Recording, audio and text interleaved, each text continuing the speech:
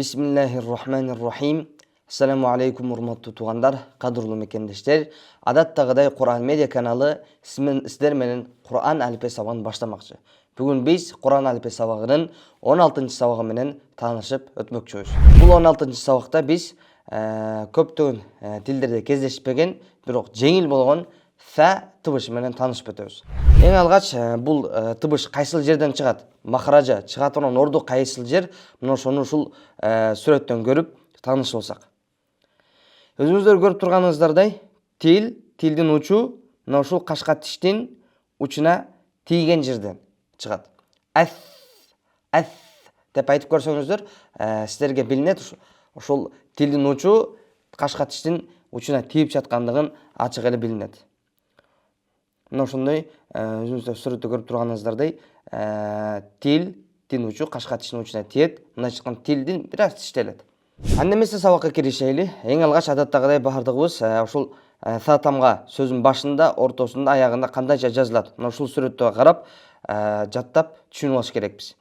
Башында өзүңүздөр көрүп турганыңыздардай, сатамгасы 3 чекиттүү, анан сөзүн башына келгенде ушундай уланып жазылат. Сөзүн ортосуна келсе, мына ушундайча болгону муну ушул 3 чекит менен айырмалайбыз. Аягында келсе, мына өзүңүздөр көрүп турганыңыздар кайыкка окшоп 3 чекиттүү, 3 көздүү болуп жазылат. Эми сатамгасы фатха менен келсе, са деп окуйт. Ал эми касра менен келсе, фи деп окулат. А эгерде домма менен келсе, у кошумча у деген домма аракети менен келсе, анда фу деп окулат. Анда эмесе са тамгасы менен буга чейинки өткөн тамгаларды бири-бирине кошуп окуп машыгабыз. Биринчи тамга бул адаттагы эң жеңил тамгалардын бириси ба, үстүнө фатха менен, ошондо бас. Билесиздер, качан кайсы тамганын үстүнө сүкүн, ошо толук чекит сүкүн туруп калса, андан биз ошол тамгага эч бир аракет бербестен, аракет кылып окубастан болгону токтоп окуйбуз. Ошондо бас. Бул жерде жана эки тамга ордулар бири-бирине алмашты. Биринчи са тамгасы касра менен фи, анан ба. Фибе деп окулат. Бул сөздө болсо са фатхасы менен, са тамгасы фатха менен, ошондо сам.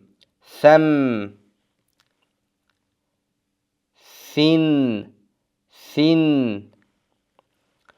Бул тамга, бул сөз биринчи тамгасы са, мар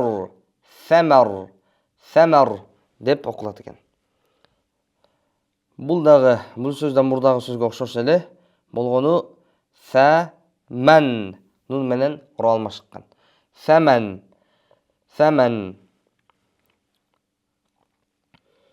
Биринчи тамга са тамгасы сауру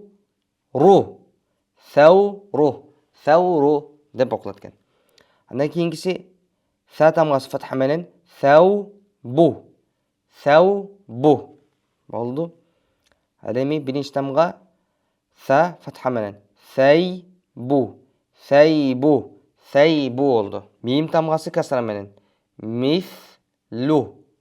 мислу деп окулду. Масал. Жана кыргыз тилиндеги мисал деген да сөз дал ушул араб тилиндеги мисал деген сөздөн келип чыккан. Кошумча маалымат катары айта кетсек, жакшылап карасаңыздар, бул каф тамгасы. Каусар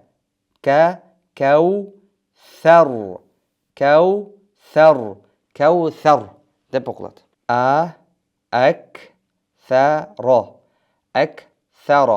Аксаро деп окулду.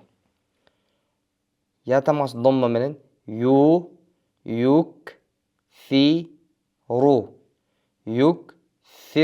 юксиру болду.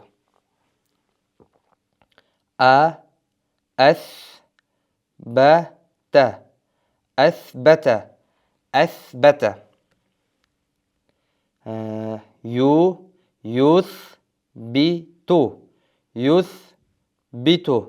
Юсбиту.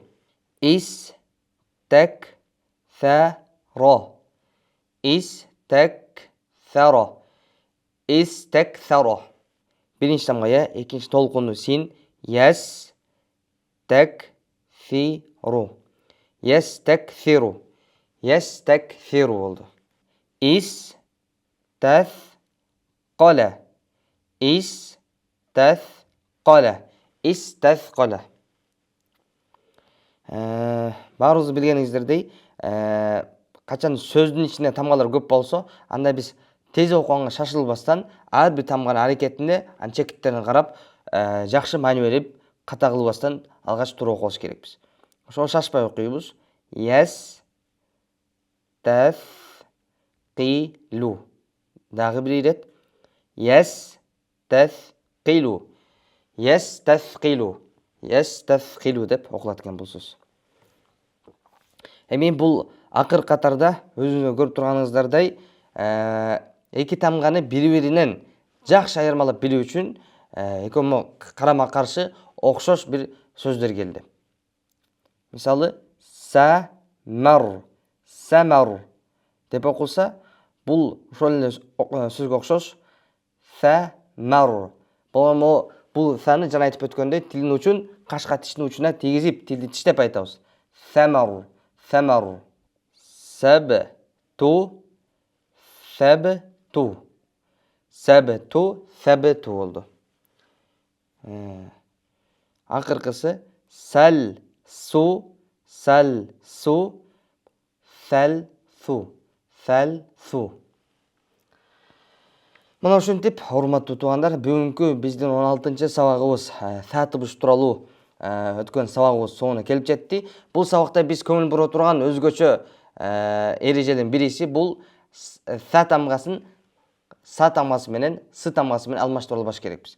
Экөөнүн орду араб тилинде араб тамгаларында өз-өзүнчө, ошого син тамгасы чыга турган жерден ошол синди чыгарыш керекпиз. Са тамгасын тилди тиштеп, тилдин учун кашка тиштин учуна тийгизип чыгара турган жерде мына ушул тамганы саны өз ордунан туура чыгарыш керекпиз. Аллах таалам бардыгыбызга Кур'ан алифбесин тез арада үйрөнүп, Кур'анга түшүп, ар дайым Кур'ан окуп жүргөнгө мүмкүнчүлүк берсин.